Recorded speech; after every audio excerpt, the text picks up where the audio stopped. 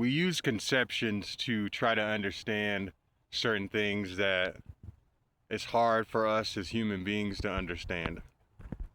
Like God, the nature of existence, creation, infinity, all that. Those are all conceptions, but we use them as a tool because it helps us to have a better understanding of things, of what's going on around us and our awareness, the environment, and where we even came from before we came here. But, you know, concepts can only go so far, especially when we're talking about the nature of, whatever caused the universe to come into existence. Um, you know, for a lot of people, they see it as God. They have their religion, whether it's Christianity or Buddhism or what's the other one? Islam. Whatever it is, they have their religion, and that's how they perceive creation. And other people have taken DMT and salvia and stuff like that, and they have gone into the infinite itself.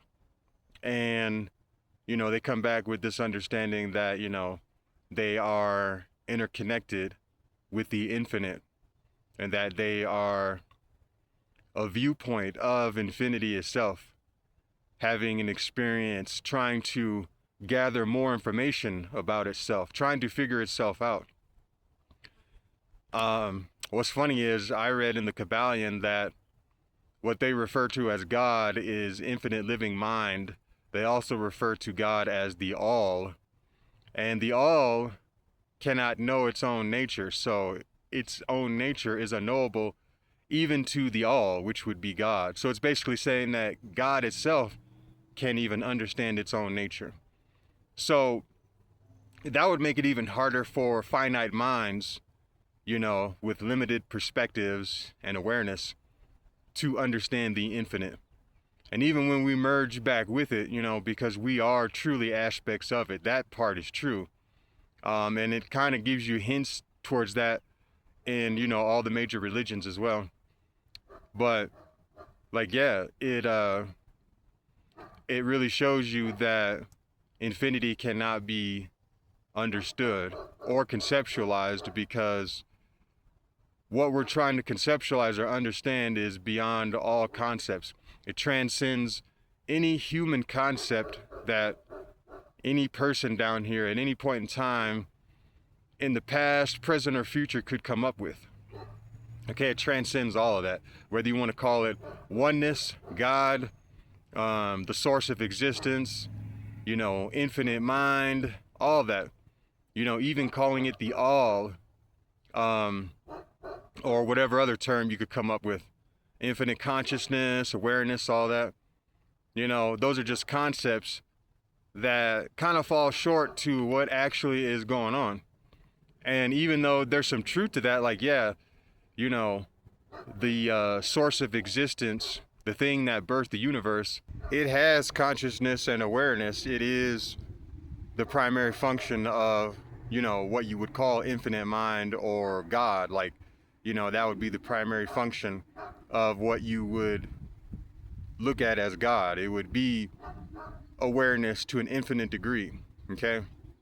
Because that's the thing that processes information and, perceives and thinks and imagines and all that. There has to be awareness behind, the all of existence. So, yes, there is truth in awareness being the thing, or consciousness, or infinite mind being, the creative force or power behind existence, but trying to know it as an object or an identity or, a being, a single being, that you can just walk up to or you can encounter or whatever, that doesn't exist. The source of existence is infinite. And even to, say that, well, there's nothing outside of the infinite and it's all one, even calling it one, or saying that, you know, its base reality is oneness. It's like infinity would transcend oneness because, there could be multiple infinities within the infinite mind. There could be just so much that's going on that it would transcend oneness and all concepts, period. And the shit gets deep, okay? I don't think that we're ever supposed to understand what's really going on. If anything, the closest that we can get is that the thing behind existence is an infinite intelligent paradox. That's probably the closest that we could get in human conceptions as far as understanding the infinite, or what some people will call God, or the source of creation, existence, all that. Concepts ultimately fall short, but they can be a tool to a degree. It can help us to understand to a degree, to a very high degree, but once you reach that plateau, that's it. You've reached the mountaintop and you just kind of have to just chill where you are, You've gained enough understanding. You don't need to know everything. That's the thing. It's like, we're here to experience this human experience, and if we were on some other planet, some planet where aliens or some other life form exists that, we can't possibly understand, that could be incomprehensible to our finite minds. But even there, like, we would be there to experience that, way of living or mode of thinking or awareness or whatever. We wouldn't be there trying to figure out the source of existence and understand it to a 100% degree. And that's what's going on here. Like, we can only understand existence and the source of existence and the infinite and all that to a degree, because it's just too much to process. It's always going to be too much to process. We're talking about something that has no beginning or end, that we are in right now and never left. Go figure, huh? Think about that. But yeah, I don't know.